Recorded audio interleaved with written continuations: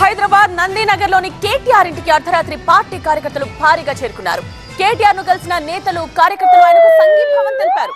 పెద్ద సంఖ్యలో కార్యకర్తలు తరలి రావడంతో వాళ్లతో మాట్లాడారు కేటీఆర్. తెల్లవారుజామున 4 గంటల వరకు కేటీఆర్ ఇంటి దగ్గరే బీఆర్ఎస్ కార్యకర్తలున్నారు. బీఆర్ఎస్ మాజీ ఎమ్మెల్యే పట్నం నరేందర్ రెడ్డిని లగచర్ల కేసులో అరెస్ట్ చేసిన నేపథ్యంలో ఆ రిమాండ్ రిపోర్టులో ప్రస్తావించిన అంశాలపై బీఆర్ఎస్ కార్యకర్తలు ఆగ్రహం వ్యక్తం చేశారు. రిమాండ్ రిపోర్టులో కేటీఆర్ పేరు ప్రస్తావించడం ముమ్మాటికి కుట్రే అంటూ వారంతా మండిపడ్డారు.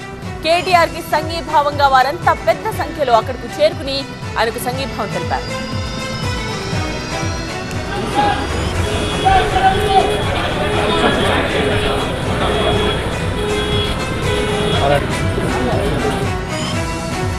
హైదరాబాద్ నందినగర్లోని కేటీఆర్ ఇంటికి అర్ధరాత్రి పార్టీ కార్యకర్తలు భారీగా చేరుకున్నారు. ప్రధానంగా ఈ లగచర్ల కేసులో పోలీసులు ఇచ్చిన రిమాండ్ రిపోర్ట్లో కేటీఆర్ని పేరుని ప్రస్తావించడం ఈ కార్యకర్తల ఆగ్రహానికి కారణమైందని చెప్పవచ్చు. రాత్రి మనం చూస్తున్నాం కేటీఆర్ ఇంట్లో చాలా మంది కార్యకర్తలు నేతలు వచ్చి కేటీఆర్ని కలిసి ఆయనకి మద్దతు తెలిపారు. ఇక అంతమంది రావడంతో కేటీఆర్ కూడా కిందకు వచ్చి అందరితో మాట్లాడి షేక్ హ్యాండ్ ఇచ్చారు. అయితే అర్ధరాత్రి వచ్చిన కార్యకర్తలు తెల్లవారుజామున 4 గంటల దాకా కేటీఆర్ ఇంటి దగ్గరే ఉన్నారు. మాజీ ఎమ్మెల్యే పట్నం నరేందర్ రెడ్డిని లగచర్ల కేసులో అరెస్ట్ చేసిన నేపథ్యంలో ఆ రిమాండ్ రిపోర్ట్లో ప్రస్తావించిన అంశాలపై బీఆర్ఎస్ కార్యకర్తలు ఆగ్రహం వ్యక్తం చేస్తున్నారు. ఇంకా కేటీఆర్ పేరు ప్రస్తావించడం పక్కా ఇది కావాలని చేసిందే, ముమ్మాటికి కుట్రే అంటూ వారంతా మండిపడుతున్నారు. అందుకే కేటీఆర్కి మద్దతుగా వారంతా పెద్ద సంఖ్యలో కేటీఆర్ ఇంటికి చేరి ఆయనకు సంఘీభావం తెలిపారు. ప్రస్తుతం ఇప్పుడు కూడా కేటీఆర్ నివాసానికి కొంతమంది నేతలు వస్తున్నట్లుగా సమాచారం. చీఫ్ రిపోర్టర్ రాకేష్ అందుబాటులో ఉన్నారు. రాకేష్ తో మాట్లాడదాం. రాకేష్, ప్రజెంట్ అక్కడ సిచ్యువేషన్ ఏంటి? అందరూ వెళ్లిపోయారా? అంతా ఇప్పుడు కామ్గానే ఉందా? ఎందుకని అంత ఆందోళన చెందారు? ఇప్పటికి కూడా కేటీఆర్ నివాసం వద్ద కార్యకర్తల సందడి కనిపిస్తుంది. రాత్రి నుంచి కూడా ఇప్పటివరకు మాజీ మంత్రులు, ఎమ్మెల్యేలు, ముఖ్య నేతలంతా కూడా ఇక్కడికి వచ్చారు. కొంతమంది ఇక్కడే స్టే చేశారు. హరీష్ రావు, అదేవిధంగా శ్రీనివాస్ గౌడ్, కొంతమంది ఎమ్మెల్యేలు ఇక్కడే స్టే చేశారు. కొంతమంది అర్ధరాత్రి వరకు ఉండెళ్ళారు. ఇప్పుడిప్పుడే కార్యకర్తలంతా కేటీఆర్ బయటకు వచ్చి వెళ్ళండి, రెస్ట్ తీసుకోండి అని చెప్పిన తర్వాత ఇక్కడ నుంచి బయలుదేరుతున్నారు. ఇదే టైంకి నరేందర్ రెడ్డిని అరెస్ట్ చేశారు. అదే టైంలో ఏమైనా అరెస్ట్ చేసే అవకాశం ఉంటుందా? నిన్న పోలీసులు ఇచ్చినటువంటి లీక్స్ కొన్ని ఉన్నాయి. రిమాండ్ రిపోర్ట్లో కేటీఆర్ పేరు ప్రస్తావించాడని కేటీఆర్ చెప్పిన విధంగానే ఈ దాడి జరిగింది, దాడికి వ్యూహం జరిగింది అని చెప్పినట్లుగా కొన్ని లీక్స్ వచ్చాయి. లీక్స్ ఆధారంగానే అరెస్ట్ చేసే అవకాశం ఉన్నట్లుగా అనుమానంతోనే ఇక్కడికి కార్యకర్తలంతా పెద్ద ఎత్తున చేరుకున్నారు. మనతో పాటు మాట్లాడడానికి కొంతమంది బీఆర్ఎస్ నేతలు ఉన్నారు.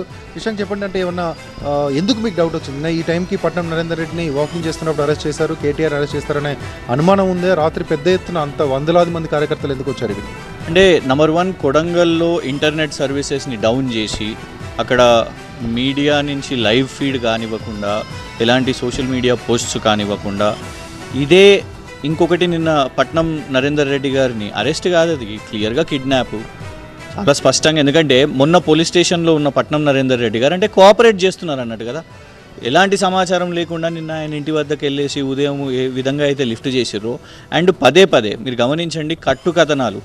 కొండా సురేఖ గారి స్క్రిప్టు బ్యాక్ ఫైర్ అయింది. ఆ తర్వాత ఫార్ములా ఈ ఫ్లాప్ అయిపోయింది. రకరకాల కట్టుకథలు అల్లుతున్నారు. అంటే టార్గెట్ కేటీఆర్ అని కాంగ్రెస్కు సంబంధించిన వాళ్ళ కొంత ఏదైతే సంస్థలు ఉన్నాయో వాళ్ళన్నీ కూడా ఇదే ప్రయత్నం చేస్తున్నారు. సో కేటీఆర్ గారిని కూడా ఇట్లనే లిఫ్ట్ చేయాలి, అరెస్ట్ చేయాలి. అందుకే ఆ రిమాండ్ కాపీలో అసలు దాడే కాలేదు అని కలెక్టర్ గారు అంటే, ఇవాళ రిమాండ్ కాపీలో కుట్రకోణము, దాని వెనుక కేటీఆర్ గారు ఉన్నారు. ఇక్కడ ఆధారాలు లేకుండా ఇవన్నీ చేస్తున్నారు. సో ఇవాళ కార్యకర్తలుగా అందరం కూడా ఈరోజు కేటీఆర్ గారికి అండగా ఇక్కడ ఎందుకున్నాము అని అంటే, రేవంత్ రెడ్డి గారు తన ఇన్స్టిట్యూషన్స్ని, పోలీస్ని కానివ్వండి, ఇవాళ అక్కడ ఇంటర్నెట్ షట్ డౌన్ కానివ్వండి, పూర్తిగా రాజ్యాంగ విరుద్ధంగా పనిచేస్తున్నారు. కాబట్టి ఇవాళ అండగా నిలబడడానికి సిద్ధంగా ఉన్నాం. ఒకటే మెసేజ్ మేము రేవంత్ రెడ్డి గారికి ఇవ్వాలని ప్రయత్నం చేస్తున్నాం. ఇవాళ మీకు పోలీస్ ఫోర్స్ ఉండొచ్చు కాక, కానీ బీఆర్ఎస్ బలగం ఈరోజు రాత్రింపగలు కూడా మేము నిలబడడానికి, మిమ్మల్ని ఎదుర్కోవడానికి సిద్ధంగా ఉన్నాం, మేము ఛాలెంజ్ చేయడానికి సిద్ధంగా ఉన్నాం. అండ్ మేము బాజాబ్తా చెప్తున్నాం, అవును అక్కడ రైతులు వచ్చి కేటీఆర్ గారిని కలిసిండ్రు. It is open. ఒక 8-9 నెలల నుంచి అక్కడ నిరసనలు జరుగుతున్నాయి. రేవంత్ రెడ్డి గారి సోదరులను కలవడానికి కలెక్టర్ గారు బయటికి ఉరుకొస్తారు, కార్యాలయం వదిలేసి, కుర్చీ వదిలేసి బయటికి ఉరుకొస్తారు, కలుస్తారు. మరి రైతులు, అక్కడున్న రైతులు సమస్య చెప్పుకోవడానికి ఎవరిని కలవాలి? పట్నం నరేందర్ రెడ్డి గారిని కలుస్తారు, కేటీఆర్ గారిని కలుస్తారు. అది తప్పైతుందా? How is it a crime? So కేవలం కలిసినందుకు లేకపోతే పట్నం నరేందర్ రెడ్డి గారికి ఫోన్ చేసినందుకు ఇవాళ ప్రభుత్వమే దాడులు చేస్తే, ప్రభుత్వమే లాఠీ చార్జ్లు చేస్తే ప్రజలు ఎటువైపు చూస్తారు? ఇద్దరు వైపు చూస్తారు. ఒకటి మీడియా వైపు చూస్తారు, ఇంకోటి ప్రతిపక్షం వైపు చూసిరు. ఇలా ప్రతిపక్షం వైపు చూసిర్రు, ప్రతిపక్షం సపోర్ట్ చేసింది. సపోర్ట్ చేయడం క్రైమ్ ఎట్లయితుంది? శ్రీధర్ రెడ్డి కూడా ఉన్నారు.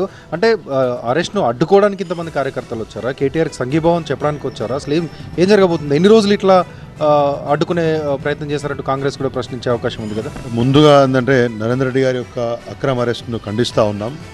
ఇది మొన్న లగచర్లలో జరిగిన ఘటన పూర్తి స్థాయిలో ప్రభుత్వ వైఫల్యాన్ని వాళ్ళ కప్పిపుచ్చుకోవడం కోసము, బీఆర్ఎస్ శ్రేణుల మీద కక్ష సాధింపు చేయడం కోసము, ఏకంగా మిగతా అన్ని కార్యక్రమాలు ఫెయిల్ అయినాయి కాబట్టి, ఈ మధ్యకాలంలో వచ్చిన అనేక అంశాలు, అనేక నేపాలు నిందలు వేసి చేయాలన్న అన్నీ ఫెయిల్ అయినాయి కాబట్టి, ఈ అంశంలో ఒకటి లా అండ్ ఆర్డర్ ఇష్యూ జరిగిందని చెప్పేసి, కలెక్టర్ మీద దాడి జరిగిందని ఒక విషయాన్ని చెప్పి, పూర్తి దర్యాప్తు కాకముందే ఐజీ గారే స్వయంగా కుట్ర కోణం ఉందని చెప్పేసి, దానికి ఎమ్మెల్యే గారు ఒకసారి 42 సార్లు మాట్లాడండి, ఒకసారి 84 సార్లు మాట్లాడండి, ఆయనే కేటీఆర్ గారు ఉన్నాడని చెప్పేసి నిన్న 3 గంటల పాటు జరిగిన విచారణలోనే ఒప్పుకున్నాడని చెప్పేసి వార్తలు వివరించడము, అంటే చేసే చర్య కంటే ముందే బయటికి ఫీలర్లు వదలడము, దీన్ని బీఆర్ఎస్ శ్రేణులు ఏదో భయాందోళన చేయాలి.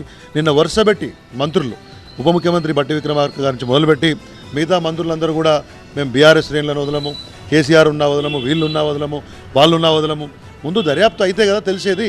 అంటే ఉద్దేశపూర్వకంగా ఈ అంశాన్ని అడ్డం పెట్టుకొని ఒకవైపు రైతులను అమాయకులను వేధిస్తూ ఉన్నారు, రెండో వైపు దీంట్లో బీఆర్ఎస్ను ఒక కుట్రదారుగా చూపించే ప్రయత్నం చేస్తూ ఉన్నారు.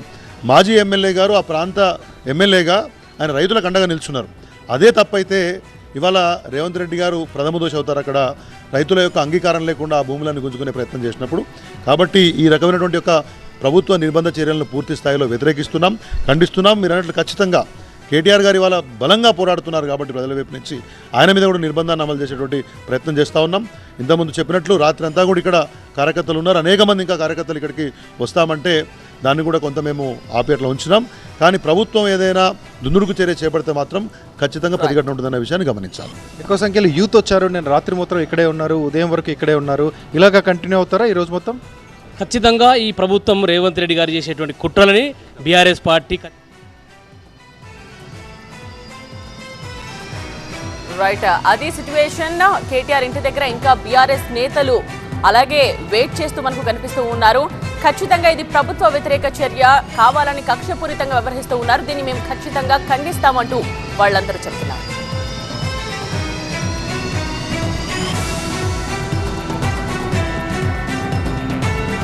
ఇక్కడే మీరు కూడా ఇది. సో ఇది సిచ్యువేషన్. చాలామంది నేతలు అయితే ఇక్కడికి వచ్చారు, ఇంకా ఉదయం కొంతమంది వచ్చేటువంటి ఛాన్స్ కనిపిస్తుంది, కేటీఆర్ని కలిసేటువంటి ఛాన్స్ కనిపిస్తూ ఉంది.